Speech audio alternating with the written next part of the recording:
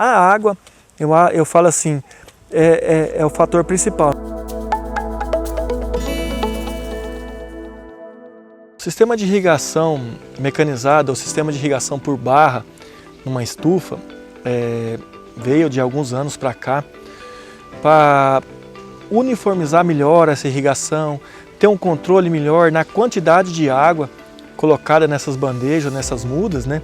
O sistema de barra também veio com o intuito de já fazer a fertirrigação e fazer a pulverização. Então a gente trabalha com duas empresas de barra hoje. Eu comecei com a Vanderhover, né, um sistema de barra que, para quem conhece, é presa no meio da estrutura, né? E de um tempo para cá comprei uma estrutura da Vanderhover, da Zanata, comprei uma estrutura da Zanata para fazer a poda do tabaco. Como a barra é presa nas laterais, então ela tem uma sustentação melhor e aí você pode adaptar alguns acessórios ou alguns equipamentos que ela fica mais estável, né? Não balança tanto. As duas barras têm a mesma finalidade na questão de pulverização e irrigação, né? As duas são ótimas. Eu vou falar que são, pelo que eu conheço, uma das melhores. As duas estão iguais, né? E na questão de fertirrigação foi o que ajuda mais, porque quando você tinha estufas com bailarina, que o pessoal falava, ou microaspersão, né? Então assim, não tem uma eficiência, não atinge, não tem um padrão de irrigação igual o da barra. E outra coisa, a vantagem da barra, você consegue programar um produto, programar ela para passar um determinado produto, você consegue aumentar ou diminuir velocidade para ser feita essa aplicação, e tudo pelo painel ou um controle remoto. Então assim, evoluiu muito a questão de sistema de barra em estufa. A questão também de bicos, né? A gente começou com um bico lá atrás, hoje já tem bicos mais modernos, tem bico, como se diz, atinge mais o alvo, né? E o sistema de barra é o que para estufa é o melhor hoje.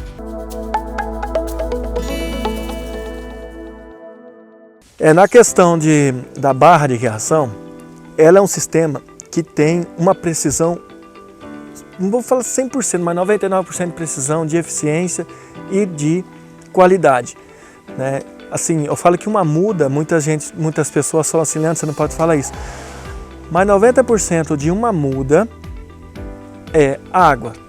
Então assim, se você tem um equipamento que tem uma eficiência boa, que nem eu falei, 99% de eficiência, você vai ter um ótimo resultado. Por quê?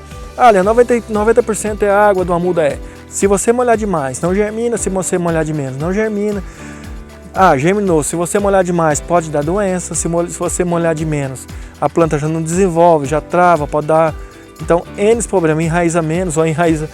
Então assim, a água, eu falo assim, é o fator principal. Então você tendo um bom equipamento, você tem um bom resultado.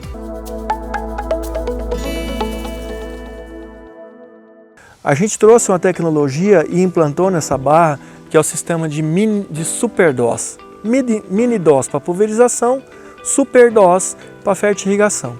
A gente não gosta de enfeitar muito na questão de fertirrigação. A gente trabalha com a solução A, solução B, para quem é do mercado aí vai saber o que eu estou falando. E as quantidades é muito particular de cada cultura. E não vou falar que é particular do cliente ou do dono do viveiro, mas sim da planta. Então cada planta necessita de uma quantidade de água, uma quantidade de adubo, e assim a gente segue alguns protocolos aqui no viveiro de aplicação. A gente trabalha com condutividades elétricas, no caso assim, a quantidade de adubo eu falo homeopática, a gente sempre gosta de estar adubando todo dia, coloca uma aguinha, coloca um pouquinho de adubo, que diminui sua margem de erro. Antigamente, a gente usava um substrato que tinha uma certa adubação elevada, só no finalzinho da cultura que a gente fazia algum adicional. Hoje não. Hoje a gente trabalha com substratos que tem uma condutividade bem baixa, no caso pouquinho adubo, mas pouco mesmo, e a gente vai introduzindo conforme a planta vai desenvolvendo e crescendo. Ah, Leandro, por quê? Porque assim, quando você tem uma salinização, não é nem salinização, um substrato que tem uma adubação maior, em algumas sementes ou alguns híbridos costuma germinar menos. Por causa da questão do sal, questão do tanto de adubo que tem no substrato. Então assim, você tem um substrato bom, com pouco adubo, vai germinar bem, você controla a água, tem um sistema de irrigação bom, para você chegar num bom resultado que vocês estão vendo aí.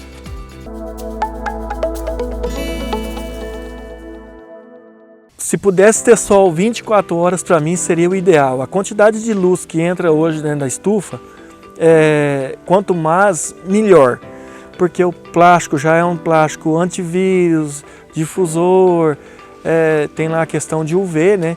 Então assim, para a planta, ela está numa condição bem favorável. Só que quando entra a luz, aumenta a temperatura. Então assim, para ser bom para a planta, ela tem que ter luz e uma temperatura ali mais amena.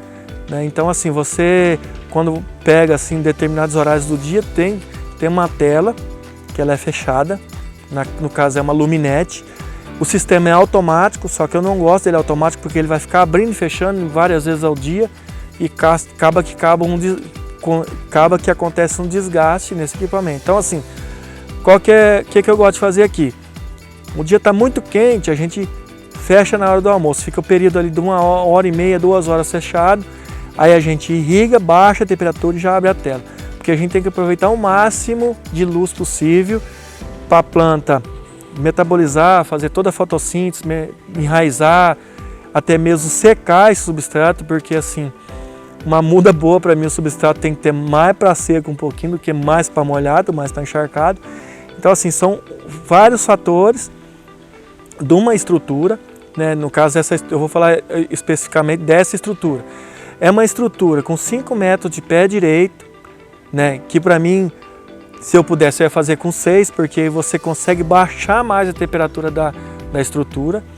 Com tela anti-afite, que é uma tela que segura vários tipos de insetos, não vou falar todos, mas segura praticamente aí 98% dos insetos, né?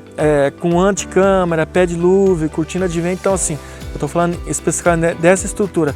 É uma estrutura de padrão tomate indústria, né? Muitos viveiros de hortaliça, especificamente, que não usa anticâmara, pé dilúvio, cortina de vento, tela anti-afite. Tem viveiros que é até aberto nas laterais. Por quê? É uma estufa baixa e esquenta muito, tem que ser tirada as telas das laterais para conseguir produzir muda. Com isso tem um risco de contaminação, né? No caso, contaminação que eu falo, pode ser por uma virose, pode ser por uma bactéria, não vai dar, mas é mais na questão de insetos mesmo.